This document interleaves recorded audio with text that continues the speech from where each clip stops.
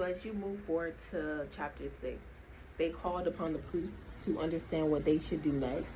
So basically the priests told them not to be as Pharaoh was, because when God gave them Pharaoh all of the signs and wonders, he still didn't want to let the children of Israel go. So he was like, depart from the Ark of the Covenant, let it go, do not be stubborn, even though all of these things are coming upon you, because if you don't know, it's the same reoccurring thing.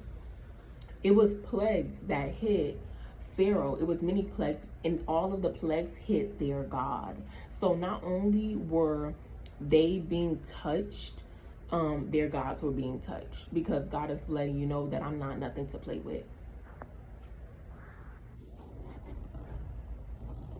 So God was just letting them know that he's nothing to play with. So then he advised them, the priest advised them to return the Ark of the Covenant. And as they returned it, to have like basically an offering.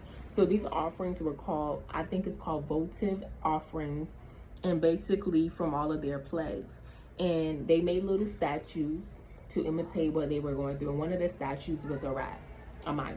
So it doesn't really talk about mice in none of these chapters really, but what you have to realize, and what you have to study by research, which I did as I just studied the chapters and I was Googling some things as well, is that the mice basically was the infestation. So the flies came during this plague, but the flies were like mingling with the mice. So that's how this plague came about.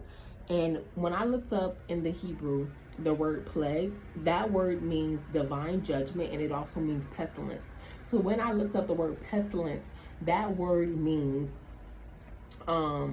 like disease and other things, but it also relates to the bubonic, I don't know if I'm saying it right, disease that happened way back in the day, which I don't know if this one specifically is what that is, but it sounds very similar, and it's what they you can relate it to.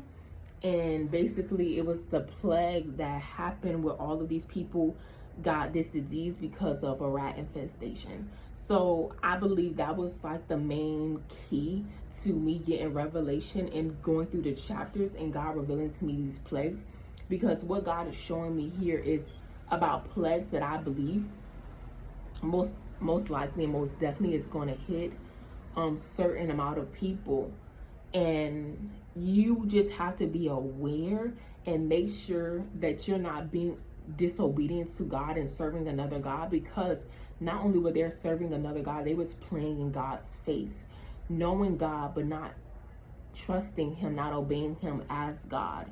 They literally continue in their foolish ways, realizing how real the God of Israel was, but they chose to continue in their foolishness because they wanted to do what they wanted to do. They wanted to feel the way that they wanted to feel.